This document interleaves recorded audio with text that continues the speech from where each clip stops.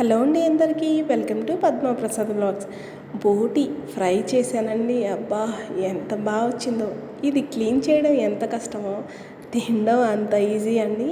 అంత టేస్టీగా ఉంటుంది. చక్కగా దండిగా ఉప్పు కారాలు వేసి చేశానేమో. ఆహా, రైస్లో కలుపుకొని తినడానికి బాగుంటుంది. రసం పోసుకొని సైడ్ డిష్గా నంచుకు తినడానికి ఇంకా బాగుంటుంది.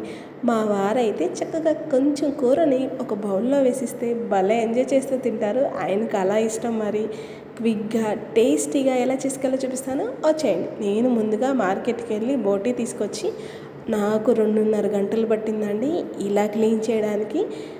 అన్నిసార్లు క్లీన్ చేశాక కూడా ఈ బోటీని మొత్తాన్ని నీళ్లు వాడిపోయేదాకా పక్కన పెట్టుకొని క్లీన్ చేసుకున్న బోటీని మొత్తం ఇలా కుక్కర్లో వేసేసుకున్నానండి. చూడండి ఎంత నీట్గా వచ్చిందో. నాకు తెలిసినంత వరకు నీట్గానే క్లీన్ చేశాను అనుకుంటున్నాను. ఆ బోటీలో 1 టీ స్పూన్ దాకా పసుపు, కొంచెం ఉప్పు, అదే అండి బోటీకి సరిపడా ఉప్పు వేసి 1 లోటా వరకు నీళ్లు పోసుకొని మూత పెట్టి లో టు మీడియం ఫ్లేమ్లో 3 విజిల్స్ పెట్టుకున్నానండి. అప్పుడైతేనే బోటీ ఫ్రైకి సూపర్గా ఉంటుంది. చూడండి, 3 విజిల్స్ తర్వాత మీకు చూపిస్తున్నాను. బోటి చక్కగా ఉడికింది కదా. ఇప్పుడు ఆ నీళ్ళన్నీ వాడకొట్టేసేసి పక్కన పెట్టుకుందాం.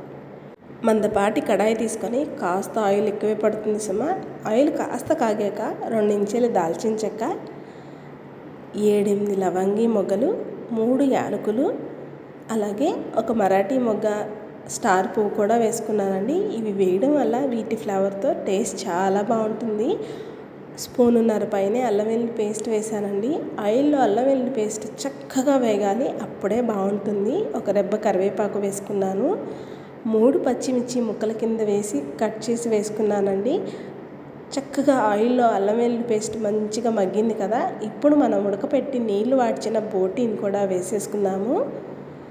ఇప్పుడు అండి అసలైన పని, మనకి అటు ఇటు వెళ్ళకుండా దగ్గరగా ఉండి లో టు మీడియం ఫ్లేమ్లో బోటీని ఎలా అంటే నోట్లో వేస్తే తినేటప్పుడు సూపర్గా ఉండాలి, అలా వేయించుకోవాలి. లో టు మీడియం ఫ్లేమ్లో దగ్గరగా ఉండి వేయించుకుంటూ ఉంటే సూపర్గా ఉంటుందండి.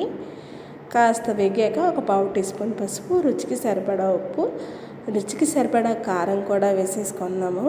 ఇప్పుడు దీంట్లోనే 1 టీ స్పూన్ దాకా ధనియాల పొడి, 1 టీ స్పూన్ దాకా గరం మసాలా కూడా వేసుకున్నానండి. మసాలాలన్నీ వేసాం కదా, చక్కగా ప్రతి బోటీ ముక్కకు కూడా మనం వేసిన స్పైసెస్ అన్నీ పట్టేటట్టు కాసేపు లో టు మీడియం ఫ్లేమ్లో వేయించుకుంటే అంతే, మన కమ్మని బోటీ ఫ్రై రెడీ. చూడండి, చూస్తానికే కాదు తినడానికి కూడా చాలా బాగుంటుంది. మొత్తం కలిపేసాం కదా. ఇప్పుడు దీంట్లో 1 అరచెక్క నిమ్మరసం పిండేసుకుందాము. నిమ్మరసం వేస్తే బోటీ ఫ్రై చాలా బాగుంటుంది. నచ్చని వాళ్ళు స్కిప్ చేయొచ్చు, కానీ వేస్తే చాలా బాగుంటుందండి. ఫైనల్ టచ్ కొంచెం కొత్తిమీర జల్లేసేసి వేడిగా సర్వ్ చేసుకుంటే ఆహా, సూపర్గా ఉంటుంది. ఉత్తిగా రైస్లో కలుపుకు తినడానికి కానీ రసంలో నంచుకు తినడానికి కూడా చాలా బాగుంటుందండి ఈ బోటీ ఫ్రై. నచ్చిందండి మీకు ఈ వీడియో? అయితే లైక్ చేయండి, మన ఛానల్ని సబ్స్క్రైబ్ చేసుకోండి. నేను మరిన్ని కొత్త వీడియోస్తో మీ ముందుకు వస్తూ ఉంటానండి. అన్నట్టు మర్చిపోయాను, మీరు ట్రై చేస్తారు కదా ఈ బోటీ ఫ్రైని. ట్రై చేస్తే ఎలా వచ్చిందో కామెంట్ చేయడం మర్చిపోకండి. ఉంటాను మరి.